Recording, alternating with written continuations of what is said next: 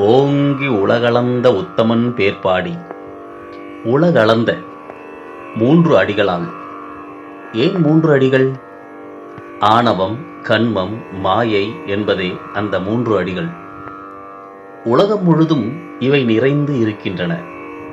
இவற்றை இறைவன் தனது கருணை பார்வையினால் ஆக்கிரமித்து அதனை தம்மிடம் உள்வாங்கி இந்த உலகத்திலிருந்து அவற்றை மறையச் செய்கிறார் என்பதே இதன் தத்துவம் ஆகும்.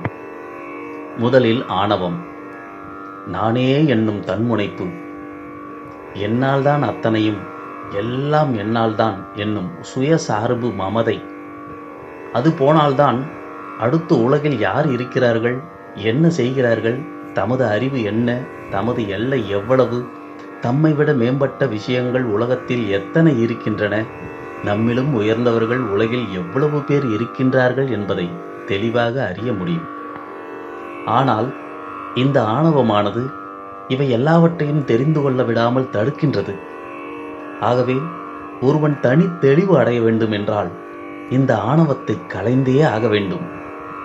ஆகவே பரந்தாமன் அவதாரம் எடுத்த பொழுது முதலில் இந்த ஆணவத்தை அழிப்பதற்காக முதல் அடியை மனிதனின் ஆணவத்தில்தான் எடுத்து வைத்து அதை அழித்தார். ஆணவம் அகன்ற எந்த உயிரும் உடனே சொர்க்கத்தை அடைந்து விடுவதில்லை. ஏனெனில் அதன் கர்மமானது தொடர்ந்து கொண்டேதான் இருக்கிறது. அப்போது கர்மத்தின் விளைவுகள் என்பவை அவை தீர்க்கப்படும் வரை இறைவனால் கூட சரி செய்ய முடியாத விளைவுகளை வழங்கக்கூடியவை. எத்தனை விதமான கர்மங்களோ அத்தனை விதமான பலன்கள் இந்த ஜென்மத்தில் உண்டாகின்றன. ஆணவம் அழிந்து தன்னிலை உணர்ந்த ஒரு ஜீவனுக்கு எஞ்சிய பலன்களை தருவதற்கு கர்மம் காத்திருக்கின்றது. அங்கேதான் கர்மத்தை இறைவன் களைவதற்கான தேவையும் உண்டாகின்றது. ஆகவே ஆணவமற்ற ஒரு படைப்பு இறைவனின் கருணை பார்வையை பெறுகின்றது. ஆகவே அங்கே அந்த கர்மத்தை களைவதற்கு இறைவன் திருவுளம் கொள்கிறார். ஆகவே மனிதனிடம் எஞ்சி இருக்கின்ற அந்த கர்மத்தை முழுவதுமாக களைந்து உறிஞ்சி எடுப்பதற்காக இறைவன் தனது 2வது அடியை எடுத்து வைக்கின்றார். அப்போது கர்மமும் ஒரு ஜீவனிடம் இருந்து அகன்று விடுகின்றது. மனிதன் தன்னை சூழ்ந்து இருக்கின்ற அத்தனை ஜீவன்களையும் கண்களால் பார்த்து கொண்டே, இதயத்தால் உணர்ந்து கொண்டே அவர்களுடன் இந்த ஸ்தூலத்துடன் வாழ்கின்ற நிலைதான் இந்த பூலோகத்தில் தொடர்ந்து உண்டாகி கொண்டிருக்கிறது. தன்னுடைய உறவு, நட்பு, பழக்கம், தேசம், சமூகம், இனம், சமயம் என்றெல்லாம் தன்னுடன் இந்த உலக பந்தங்களை பிணைத்து கொண்டு அவன் அடைகின்ற துயரங்கள் சொல்லனாதவை. இவை முக்திக்கான நிரந்தர தடைகள். இந்த பற்றுகளுடன் கூடிய பந்தங்களின் விளைவாக அவனது கர்மம் மறுபடியும் தொடர்வதற்கான வாய்ப்பு ஏற்படுகின்றது. முதல் அடி மூலம் களையப்பட்ட ஆணவமானது இதனால் தலை தூக்குவதற்கான சூழ்நிலையில் மனிதன் சிக்க நேருகின்றது. ஆக மறுபடியும் ஆணவத்திலும் கர்மத்திலும் மனிதன் தன்னுடைய ஜீவிதத்தை முக்தி அடைவதற்கான பெருந்தடையை தனக்குத்தானே ஏற்படுத்திக் கொள்ளும் ஆபத்து அங்கே உருவாகின்றது. இவையெல்லாம் நிச்சயம் என்ற நிலையை உண்டாக்குகின்ற இந்த உலகத்தின் அத்தனை இன்பங்கள் மற்றும் துன்பங்கள் இவற்றையெல்லாம் பூரணமாக உணர்ந்து கொள்ள வேண்டிய அவசியம் உண்டாகின்றது. அதற்கு இவையெல்லாம் பூரணத்துவம் இல்லாத மாயசக்தி என்ற ஞானத்தை மனிதன் அடைய வேண்டியிருக்கின்றது. இதுவரை அவனை இந்த உலகின் அத்தனை பந்தங்களும் பற்றுகளும் மாயையாகவே சூழ்ந்து இருக்கின்றன. இந்த மாயை களையப்படாவிட்டால் மறுபடியும் ஆணவத்திலும் கன்மத்திலும் மனிதன் விழுந்து விழுந்து மறுபடியும் இங்கேயே உழன்று கொண்டிருக்க வேண்டி வரும்.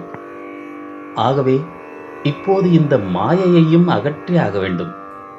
ஆகவே 3ஆம் அடி. பரந்தாமன் இந்த 3வது அடியை மனிதனை சூழ்ந்து இருந்த இந்த மாயையின் மேல்தான் வைத்தார்.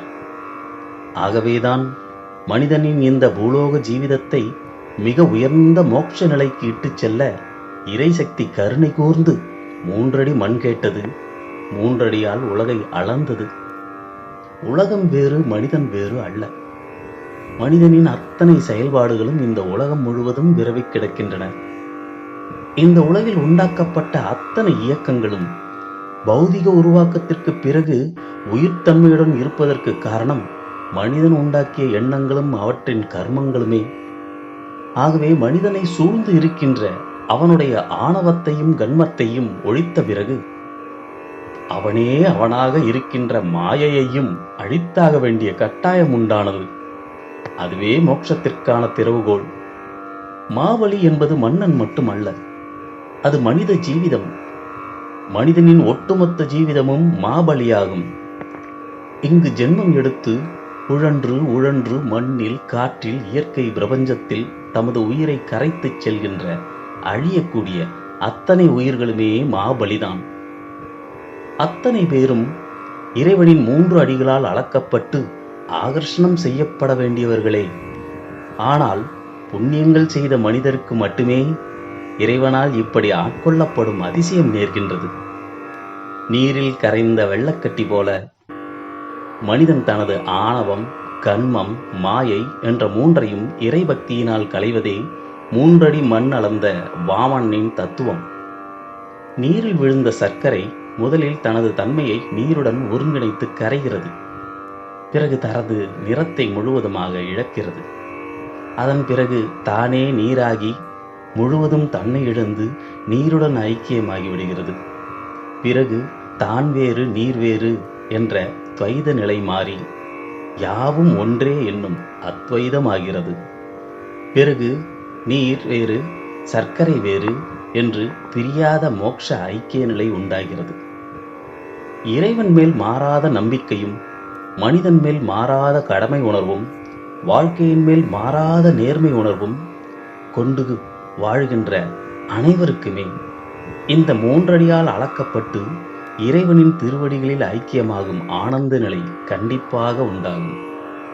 3 அடி மண்ணால் அளந்த வாமனனின் அவதார தத்துவம் இதுவே.